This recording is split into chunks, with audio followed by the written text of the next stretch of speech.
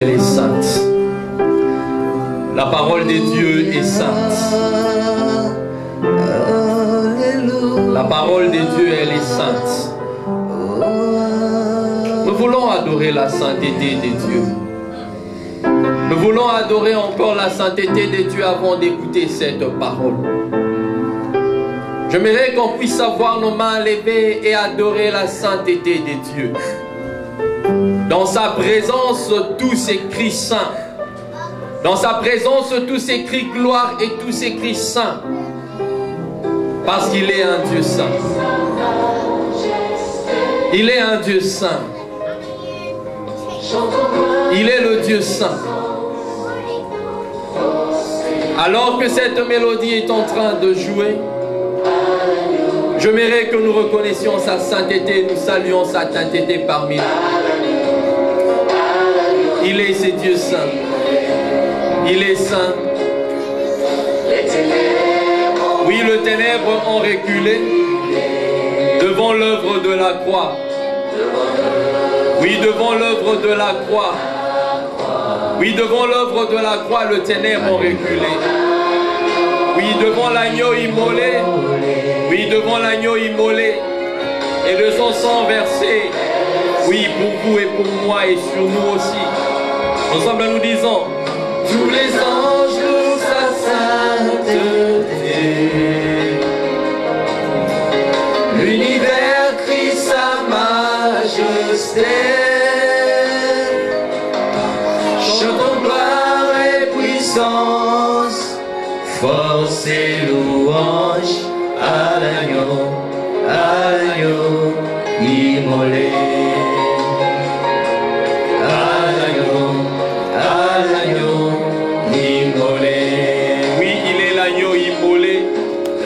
Celui qui a été immolé pour ton péché.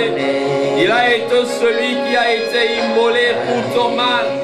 Il a pris ta condamnation, il a pris ma condamnation, afin que nous soyons purs et saints à ses yeux, afin que nous soyons renouvelés, afin que nous soyons acquittés de notre condamnation.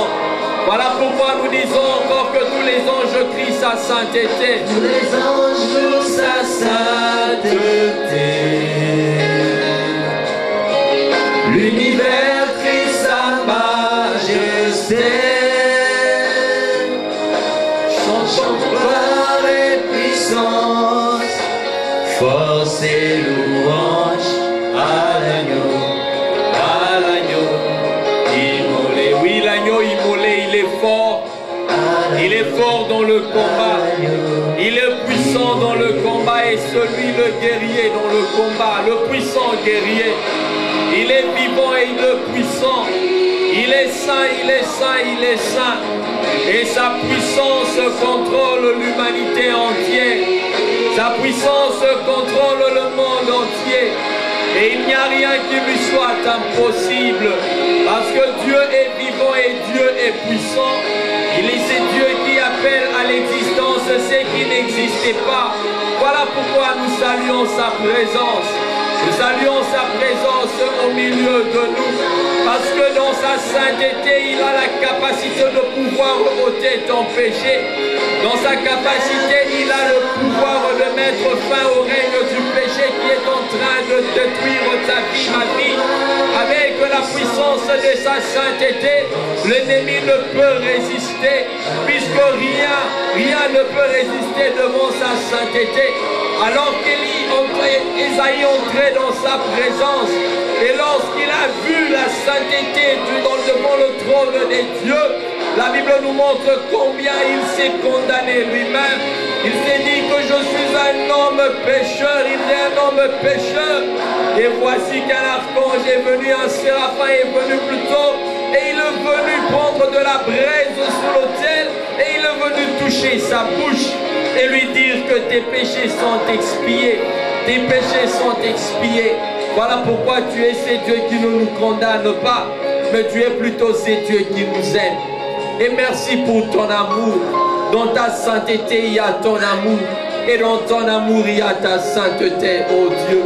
Nous saluons ta sainteté au milieu de nous. Nous saluons ta sainteté au milieu de ton peuple. Nous saluons la sainteté de ta parole. Laisse que nos vies soient de vies sanctifiées, de vies lavées et sanctifiées par la parole de Dieu. Parce que tu es celui qui est ressuscité. À toi la gloire, ô ressuscité. Oui, à toi la gloire, ô ressuscité. Toi qui es ressuscité d'entre le mort. Oui, Seigneur, tu nous as pris du péché et tu nous as ressuscité, ô Dieu, dans ta sainteté, afin que nous vivions continuellement dans la sainteté, ô Dieu. Que la sainteté soit notre respiration, que la sainteté soit notre nature, que la sainteté soit notre vie, parce que dans ta sainteté, il y a ta gloire qui y trouve refuge. Voilà, laisse que, oh Dieu, en ces moments, que la victoire de ta sainteté, oh Dieu, sur le péché, oh Dieu, nous attache à nos vies et s'attache à nos ministères, oh Dieu.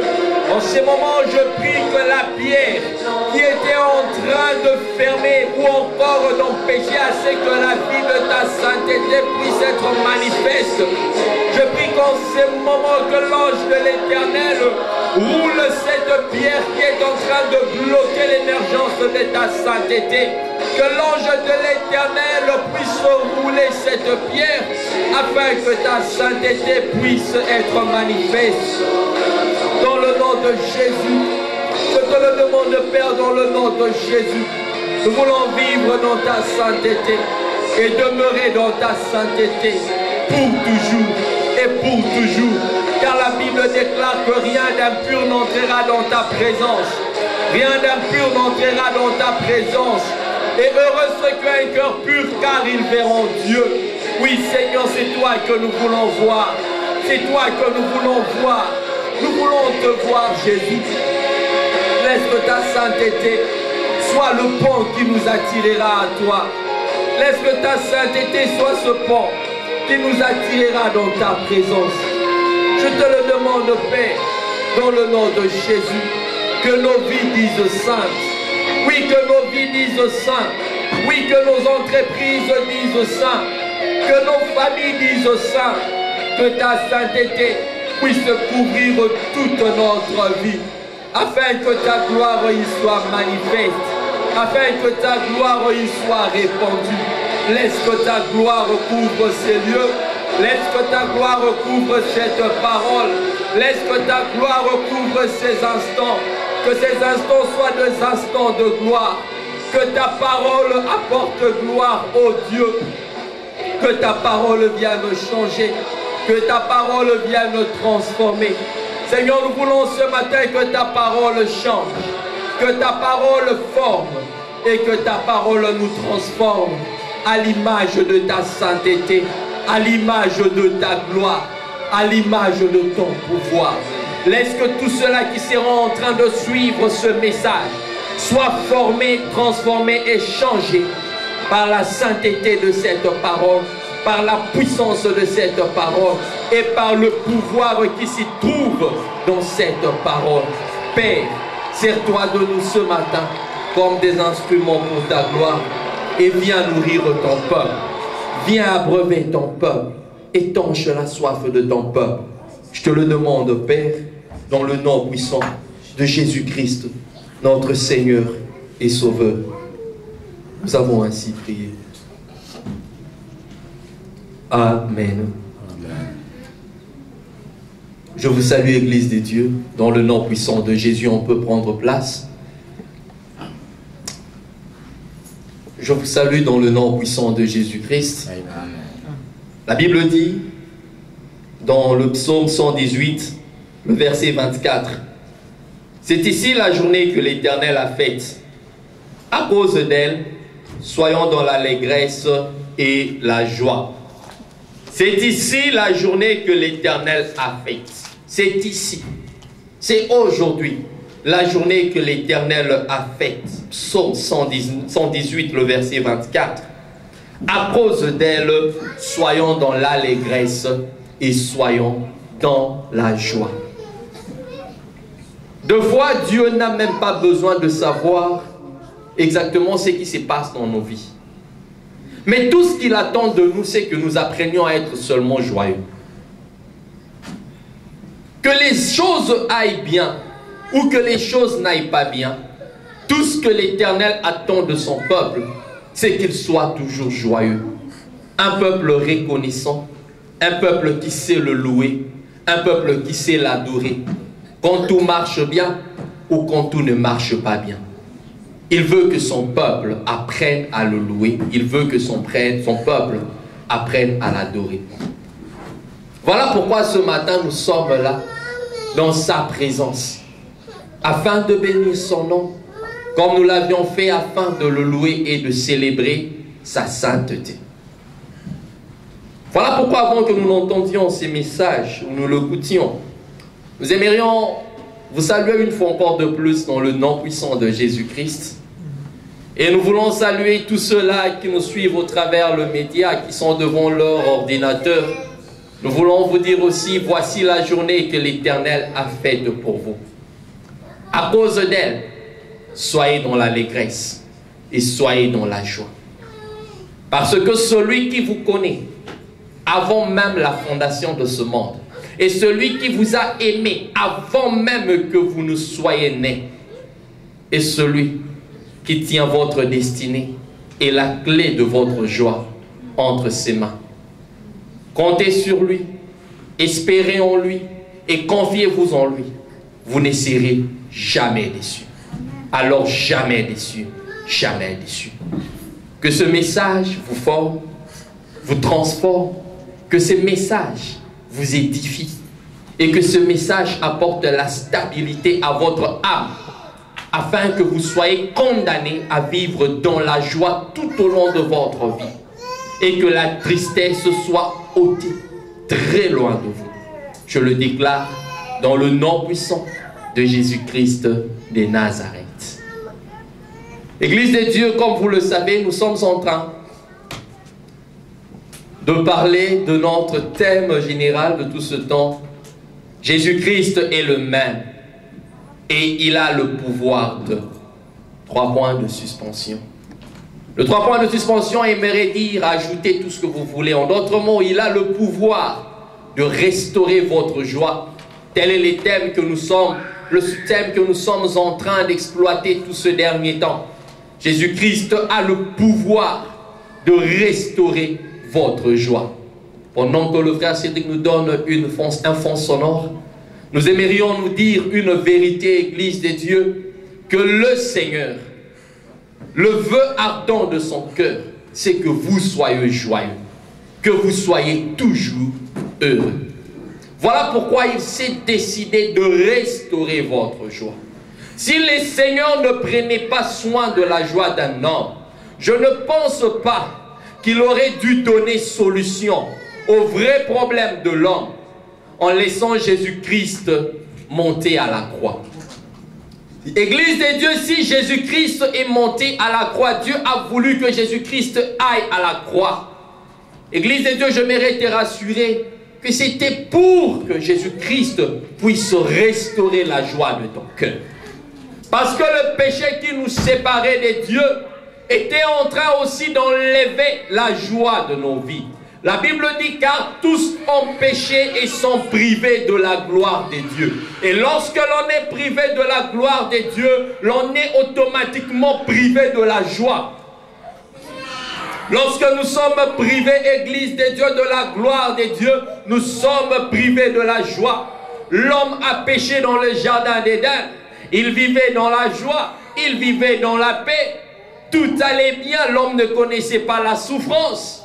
La souffrance était un terme très nouveau pour Adam et Ève, après qu'ils aient péché. Mais avant qu'ils n'aient péché, ils ne connaissaient pas ce terme souffrance. Parce que Dieu a créé les choses pour que réellement l'homme vive en paix. Pour que l'homme vive heureux, que l'homme vive dans la joie. Mais après un certain moment, lorsque l'homme a péché, il a été séparé de la gloire de Dieu.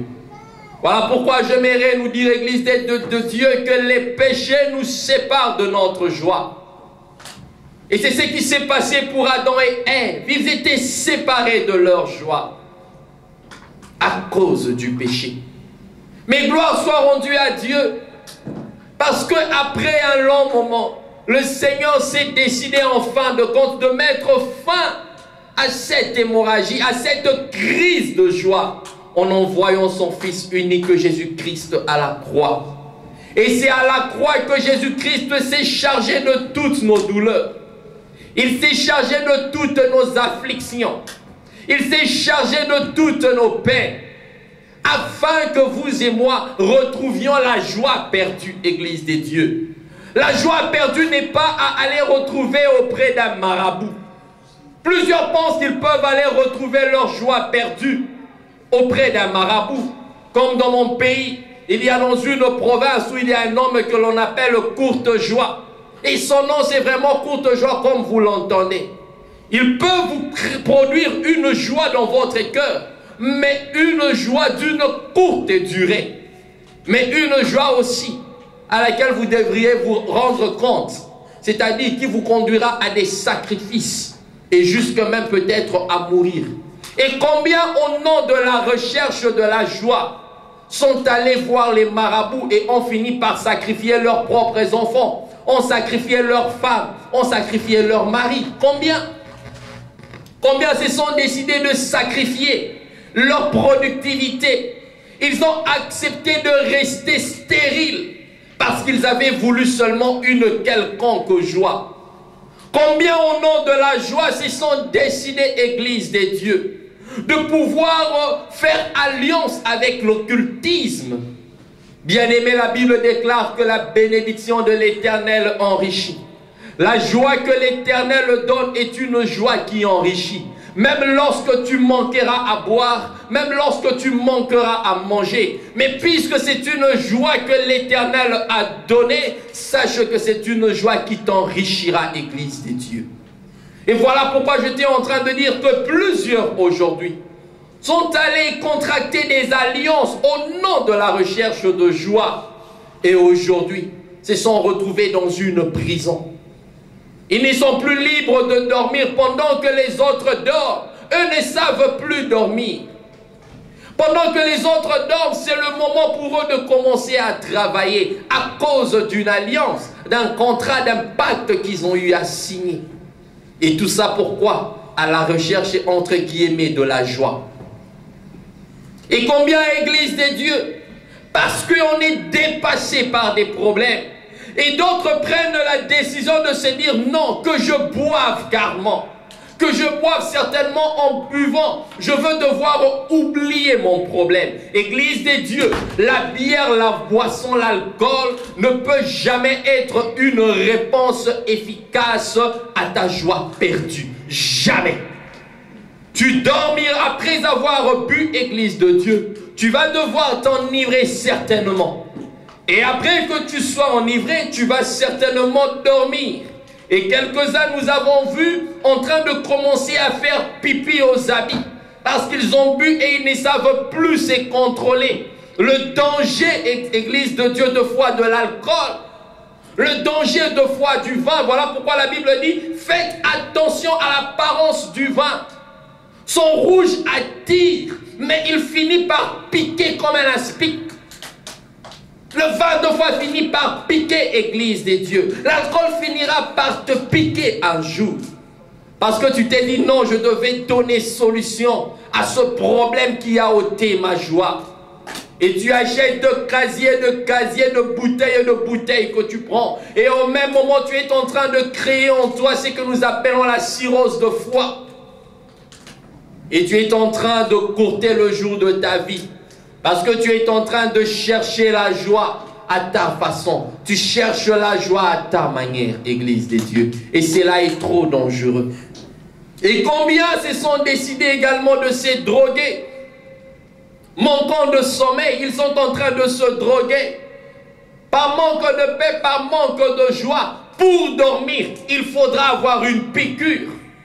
Pour dormir, il faudra prendre, je ne sais moi, des comprimés et de comprimés. Parce que si tu n'arrives pas à prendre de comprimés, tu n'arrives pas à dormir. Toujours pensif à cause de ce qui se passe autour de nous. On a toujours la main sur sa joue. en train de penser à moins l'infini, plus l'infini, on n'arrive pas à trouver solution. Et là, c'est lorsque l'homme est en train de chercher solution à sa propre manière, Église des dieux. Mais ce matin, j'aimerais nous inviter à ne pas chercher des solutions à notre propre manière, Église des dieux.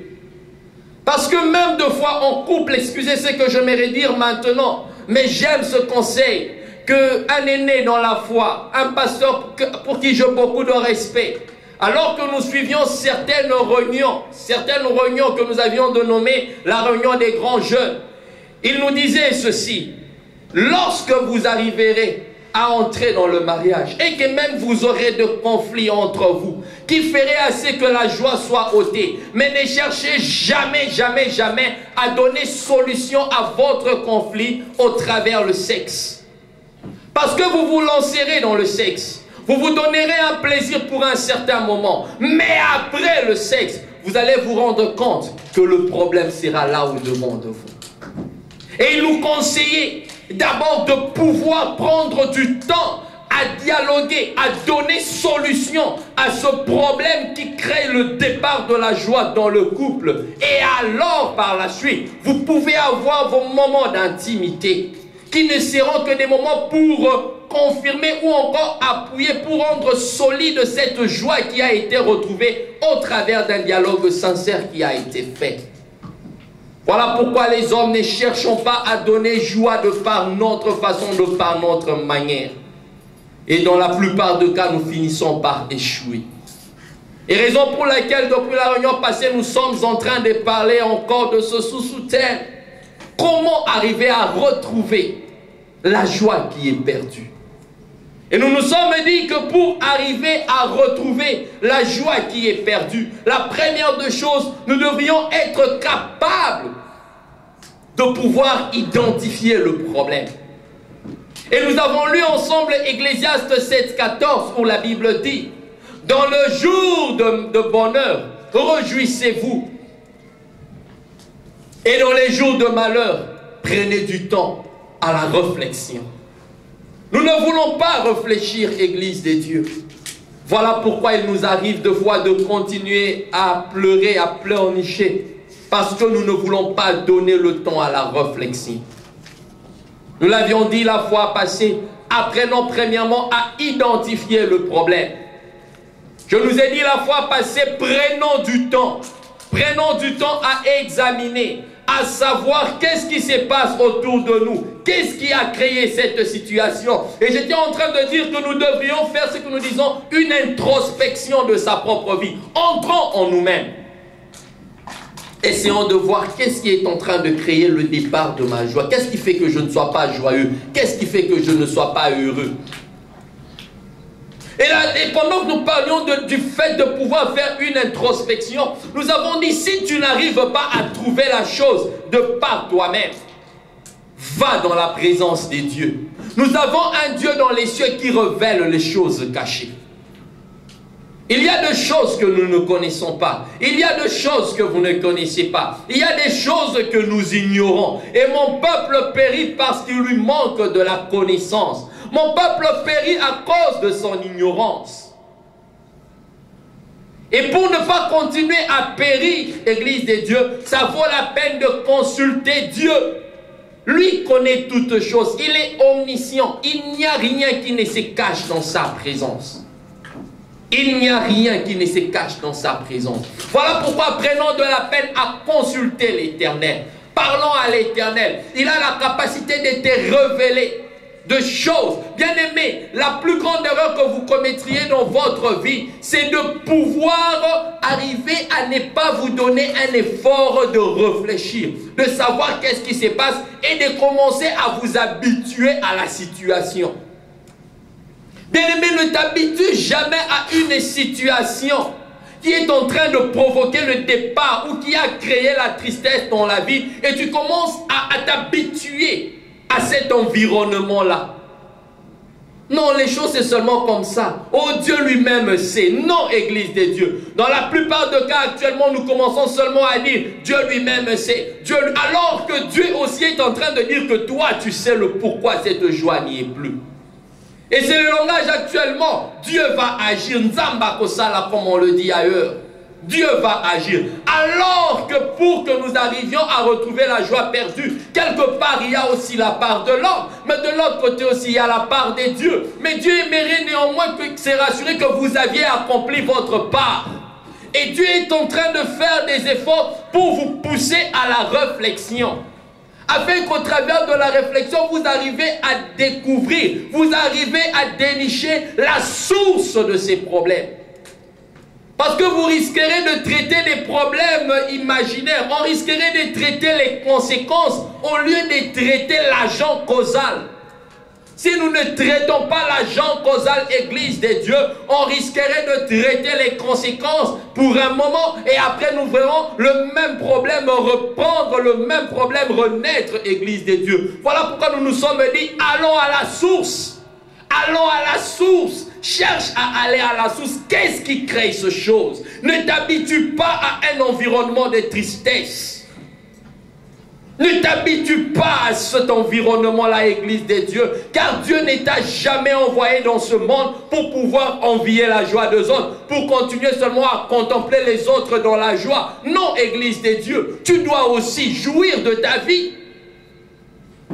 Tu dois aussi jouir de ta vie. Dieu ne t'a jamais créé pour pleurer, pleurer, pleurer. Non, et même la Bible dit, les ténèbres ne régneront pas toujours. S'il y a un temps pour le ténèbre, il doit aussi y avoir un temps pour la lumière. S'il y a un temps pour être triste, il y a aussi un temps pour être joyeux. S'il y a un temps pour être malade, il y a aussi un temps pour la guérison. Plusieurs n'arrivent plus à dormir parce qu'ils doivent s'injecter des insulines et consorts. Et tout ça pourquoi? Parce qu'ils doivent contrôler le taux de sucre à cause du diabète pour lequel ils sont en train de souffrir. Alléluia. Je suis en train de lire un livre sur le diabète et j'ai vu combien il y en a beaucoup qui n'arrivent plus à dormir parce qu'ils ont le diabète. Et cela est en train de créer le départ de la joie. Mais comment donnez-vous solution à cette maladie? Ne vous dites jamais, ah ça c'est ma maladie comme quelques-uns le disent. C'est mon estomac. Estomac comme quelques-uns le disent. Effectivement c'est ton estomac. Ce n'est pas l'estomac de quelqu'un d'autre. Église de Dieu, n'apprenons pas à nous habituer à un environnement de malheur, à un environnement de tristesse. Il faudra bouger, move on, let's move on, Église de Dieu. On doit bouger. Lorsqu'il y a des situations autour de nous, que ce soit ici à Shama Church, que ce soit dans nos familles, que ce soit dans l'Église de Dieu, même dans le pays en général, réfléchissons, ne nous habituons pas en se disant que non, ah les choses sont déjà comme ça, que faire? On ne peut plus rien faire. Là où les hommes ne savent plus rien faire, c'est là où Dieu commence à faire quelque chose. Ne cherche pas à limiter Dieu parce que toi tu es limité. C'est ce que nous les hommes de foi nous faisons. Parce que nous sommes limités et nous croyons aussi que Dieu devient limité. Église de Dieu, Dieu n'est pas limité et il ne sera jamais limité. Il est illimité, Église de Dieu. Et même ce problème qui crée le départ de ta joie ne pourra même pas se comparer à la hauteur, à la grandeur, à la profondeur, à la largeur de ton Dieu. Voilà pourquoi je te le demande avec amour. Ne t'habitue pas avec cet environnement-là. Cherche à trouver solution. Et pour cela, réfléchis, réfléchis. Prends le temps à la réflexion. Bien-aimés, si nous suivons les quelques étapes que le Seigneur nous a inspirées pour retrouver cette joie, je crois qu'à la fin de ce message, à la fin de ces enseignements, si vous avez commencé cet enseignement en train de pleurer, de vous questionner, Église de Dieu, je crois qu'à la fin de ces enseignements, vous serez en train de rire. Et il y aura des réponses à toutes les questions que vous vous posez. La première des choses, réfléchissons. Réfléchir demande du temps. Vous ne devez pas réfléchir en désordre, comme si vous faites la course, Église des dieux. Prenez du temps, mollo mollo, allez lentement mais sûrement. Cherchez à savoir qu'est-ce qui crée le départ de la joie dans ma vie. Ne cherchez pas surtout à donner apparence aux gens que vous êtes joyeux. Église des dieux, ne cherchons pas à apparaître. Soyons ce que nous sommes. Soyons ce que nous sommes. Je ne vous ai pas demandé par là de pouvoir faire voir aux gens aussi que vous êtes l'homme le plus triste au monde. Je vous ai dit la fois passée que les hommes de foi nous accompagneront toujours, mais ne seront pas capables de donner solution à nos vrais problèmes. Voilà pourquoi je nous ai appelés à consulter le Seigneur. Lui qui connaît la source, il te le révélera. Invoque-moi, je te répondrai et je t'annoncerai des grandes choses. On n'a pas dit de petites choses, des grandes choses. Pourquoi mes enfants sont comme ça? Il y en a une cause. Pourquoi ma femme est comme ça? Il y a une cause. Pourquoi mon mari est ceci et cela? Il y a une cause profonde. Pourquoi mon pays est comme ça? Pourquoi mon église? Pourquoi ça ne se passe toujours ainsi avec le travail? Il y a une cause que si vous n'arrivez pas, Église des dieux, à repérer dans la prière, lorsque vous consultez le Seigneur, l'Église va devoir Dieu va devoir vous révéler ces choses. Voilà pourquoi dans l'église des dieux, il faut qu'il y ait la manifestation des dons spirituels. Il y a des dons qu'on appelle des dons de révélation. Dieu peut, au travers de la vie d'un frère et d'une sœur en ces lieux, pouvoir communiquer justement la révélation de l'agent causal de votre tristesse. Et la Bible dit que les dons spirituels sont importants pour l'édification de l'église des dieux. Une église dans laquelle il n'y a pas de manifestation des dons spirituels, c'est une église qui sera comparable à un cimetière, église des dieux. Je dois vous le dire avec amour. On doit voir le don spirituel se manifester. La réponse à ta question, ça peut être juste à côté de ton voisin, à cause du don spirituel que le Seigneur lui a donné. Au travers d'une parole de connaissance, le Seigneur peut te souffler l'agent causal de ta tristesse. Au travers d'une prophétie, église des dieux, au travers d'une vision. Voilà pourquoi je cherche à développer les dons spirituels que l'Éternel a mis en nous. Cherchons à développer les dons spirituels, église des dieux. En cherchant à développer ces choses, nous serrons les réponses des uns des autres. Nous ne cherchons pas de fois les réponses en dehors de ces portes.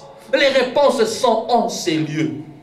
Si nous apprenons à nous faire confiance les uns les autres, on apprend à servir le Seigneur comme il se doit, nous serons une réponse à la question ou à la tristesse de celui qui est à côté de toi, de vous. Nous pensons deux fois que non, je dois aller dans une église X, je dois aller voir peut-être un homme de Dieu Y pour donner solution. Mais peut-être que ça ne peut être qu'auprès de celui qui tient la caméra, auprès de celui qui s'arrange avec les instruments église des dieux. Parce que Dieu a placé des dons spirituels en nous pour nous aider à retrouver l'agent causal de notre tristesse. Et c'est là où je vous demandais également, toujours dans le fait de pouvoir, à la recherche de l'identification, vous pouvez arriver aussi à consulter, pas seulement Dieu, pas seulement à réfléchir vous-même, mais aller aussi deux fois en famille. Ça peut être un problème au niveau de famille. Prenez du temps à parler avec les parents. Prenez du temps à parler avec les grands-parents. C'est très important, Église des dieux. Parce que tout ce qui est révélé est condamné. Ton passé n'a aucune influence sur ta vie tant que tu es en Jésus-Christ. Mais il y a des choses qui doivent aussi être toujours réparées. Alléluia. Amen, amen. La deuxième des choses que nous aimerions dire ce matin, après avoir retrouvé l'agent causal. Bien-aimé, tu ne peux pas arriver à ce deuxième point si tu n'as pas eu d'abord à donner solution au premier problème. Au premier point. Le premier point, découvre d'abord l'agent causal. Parce que si tu ne commences pas à régler ce premier problème, c'est comme si un pneu est troué. Comment, Église des dieux, tu veux encore remettre le même pneu sans pour autant que tu n'aies acheté un autre ou encore que tu l'aies emmené chez un quado pour réparation? Même si tu remettais le même pneu, tu auras toujours le même problème. Église des dieux, cherchons à trouver l'agent causal. Qu'est-ce qui cause ce problème? Je ne peux pas aller avec cet enseignement rapidement, Église des dieux. Je veux que même pendant que je parle, prenons du temps à la réflexion. Qu'est-ce qui cause ceci? Qu'est-ce qui cause le départ de ma joie, la tristesse dont je suis victime? Alors que la Bible est en train de dire, soyez toujours joyeux. Est-ce que la parole de Dieu est en train de mentir? Jamais. La Bible dit, Dieu n'est pas un homme pour mentir, ni un fiston pour se repentir. Tout ce qu'il dit, il a la capacité de l'accomplir. Mais pourquoi je suis triste? Pourquoi? On fait semblant de rire, mais on pleure beaucoup. On pleure beaucoup, Église de Dieu. Cherchons à donner une solution. Bien aimé.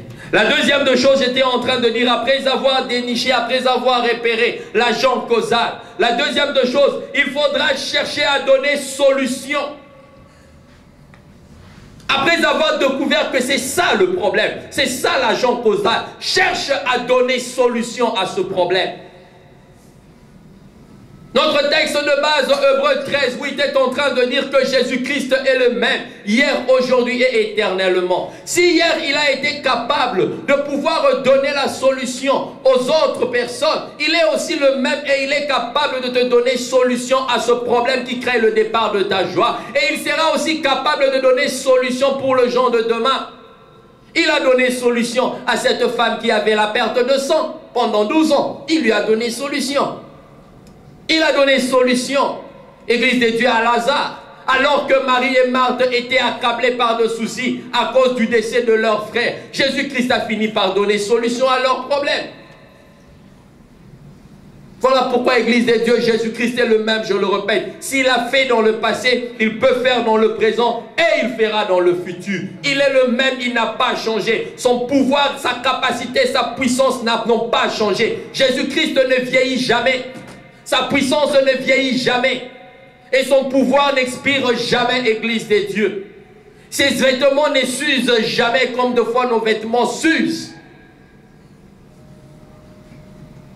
Voilà pourquoi c'est très important, Église de Dieu, à chercher à donner solution maintenant, parce qu'on a découvert le problème.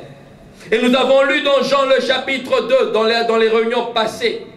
Et nous continuons, c'est parmi nos textes de base, Jean le chapitre 2, le verset 1 à 12.